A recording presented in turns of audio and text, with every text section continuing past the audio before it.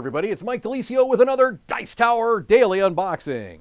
Today we're going to be taking a look at The Great Wall, the next big game coming from Awaken Realms.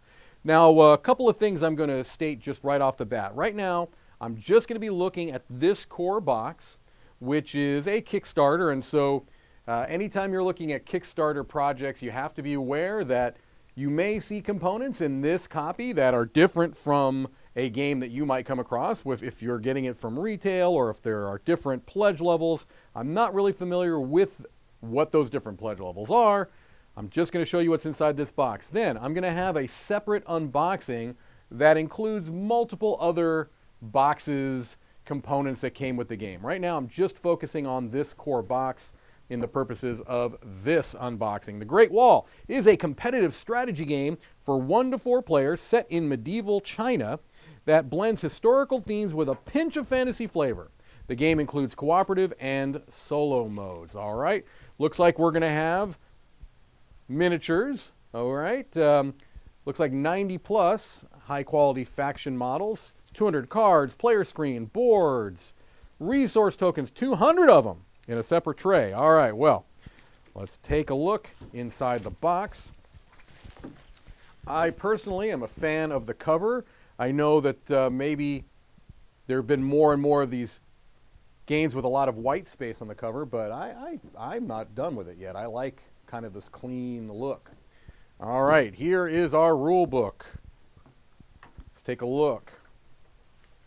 We've got our component list over here, and we've got our introduction, our illustrated setup here, different game elements, all of the, well, there are different types of cards. I'm assuming they're going to go into a lot of command cards and tactic cards and horde cards and artifact cards. All right. You've got some basic rules here. I'm just kind of going through these different locations. I believe it's a worker placement game. Wall sections. The flow of the game. The game is played over a series of years, each divided into 4 seasons: spring, summer, fall, winter. And you skip spring and summer during the first year of the game. Goes through a kind of a whole checklist of things that you're going to do in all of these different seasons. And then the end of the game, at the end of winter, if any of the following end game conditions are met, go to final honor scoring section. So there looks like 3 different ways that the game can end. If the 3 walls are built to the maximum level, or 2 in a 3-player game, or the shame token pool is empty, or the time tokens on the last slot of the time track. All right, looks like there's a 2-player mode where you add a third AI controlled faction, and then you've got the solo mode here, which I'm assuming is going to have that AI controlled faction, and you've got a co-op mode as well, and then an index along with a kind of a player overview on the back, or a general overview on the back. Here's some player screens. Let me pop those open and we'll take a look at them. All right, so these are the player screens: green, yellow, blue, and red. And it looks like you've got a nice kind of player aid on the back of your player screens. Here is our double-sided board, which is very, very large, and I'm going to have to kind of give you a scrolling view on this. Here's what I'm going to do. Let's put this box here. And I'm going to kind of just give you a bit of a scroll here. All right. We're not getting the whole board here, but you can get a pretty good feel. That's a large, large, large board. It just keeps going. Wow. All right. Well, keep it there for now. It is also, as I said, double-sided, but you can kind of see the reverse side is basically very, very similar. It's going to probably have different numbers of locations or things along those lines to account for player count. All right. I'm going to kind of get myself reoriented here. Let's move up a little bit. There we go.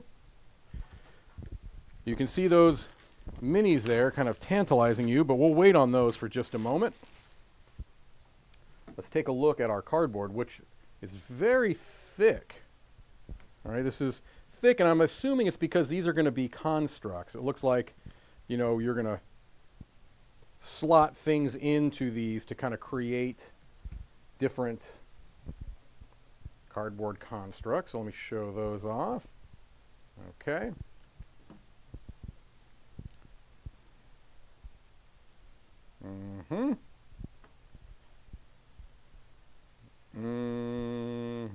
There we go. And then finally, okay. All right, now, you can see a whole lot of minis here. And there's more. And they all have a kind of a wash to them, which is really, really nice to my eyes. I really like the looks of these. Very, very impressive. You can see a number of different sculpts for each of the different clans here.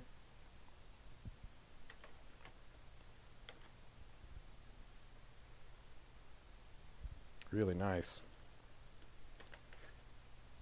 I may have showed him off already, I'm not sure.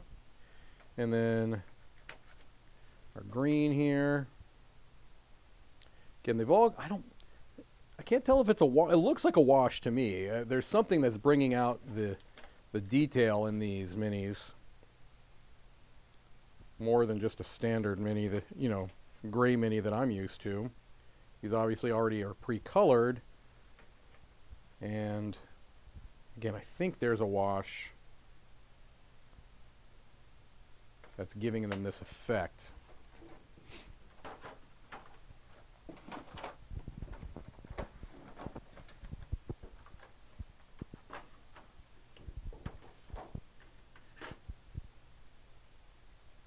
Kind of keep showing off these.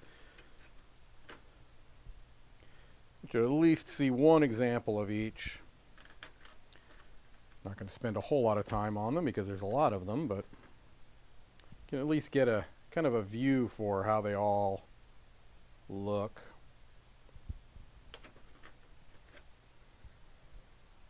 There we go. To my eyes, very, very impressive. I assume you could still paint these, of course, if you wanted to go beyond just these standard minis, but I'm not a painter, and I'd be very, very happy with just these as they are, because they still show off a very nice level of detail. They're already colored to the player colors, so you don't have to put like plastic bases on them or anything. So to me, these are very, very nice. And there's more here. We've got a whole lot of cards. I'm going to go very briefly through these cards because there's just a whole lot of them, but that way we can get an idea of the art, kind of the graphic design. The quality on these cards seem very, very nice. There we go.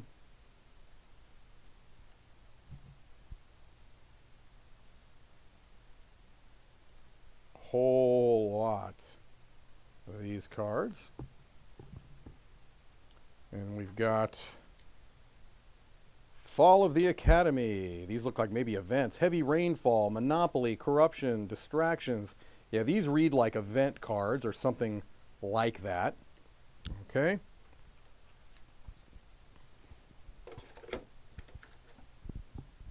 There are a lot of cards. That's something you'll find in a lot of Awakened Realms games. They definitely are not stingy on adding cards to a game. Heroic Fight, Rob the Dead, Withdrawal. These look like battle cards.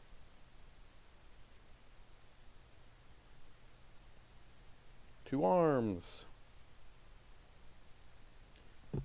Now these look to be player-specific cards. Work Harder, Betrayal, Despotism, Economy, Raise Banners, Attack Order. Yep, so they're the same cards for all the players in different player colors. And then these, I think these Reed Clan maybe are the AI cards. I believe that's the case. Wow, there's a lot of cards in this game.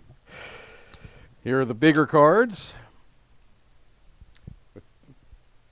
And I think the art is pretty striking on this.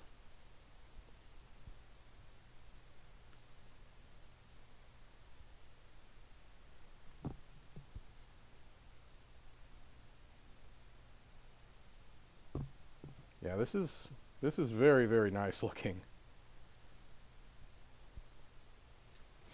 All right. But wait, there's more.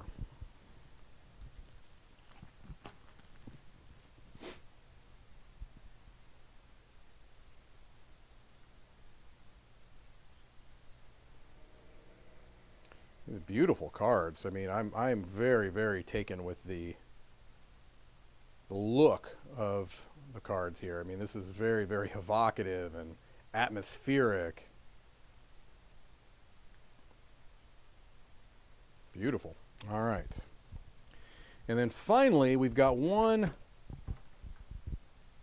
deck of very small mini cards kind of hiding in here. Although they're not really hiding. They've got their own dedicated spot in the insert there. These look like, I'm not sure what these are, but they all look like things that you don't necessarily want. You sacrifice units, you discard things. You probably don't want this stuff to happen. Maybe this is bad stuff. All right. Maybe some equipment. Okay.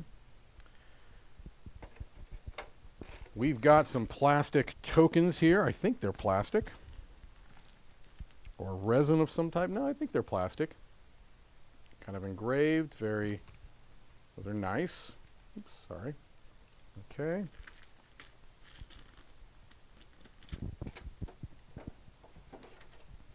This comes out as well. It looks like something goes in there also. I'm not sure what at this point, but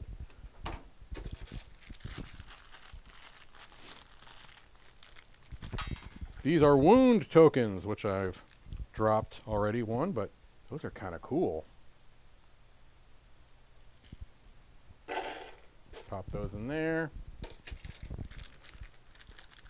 Let's just take a look at these and put them in their corresponding places. Some lovely blue iridescent gems. Aha, yes.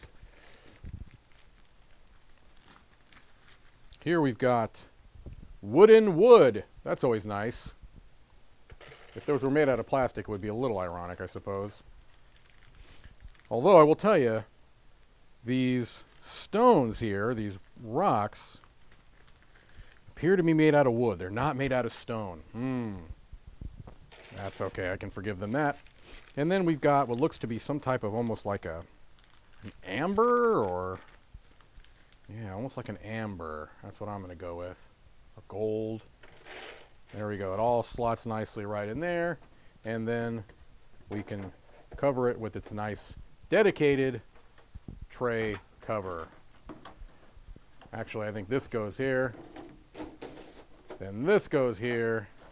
Got a whole bunch of cardboard and the board, but we're going to leave that for off camera because this was a pretty long unboxing already, because there is a lot to see in the Great Wall.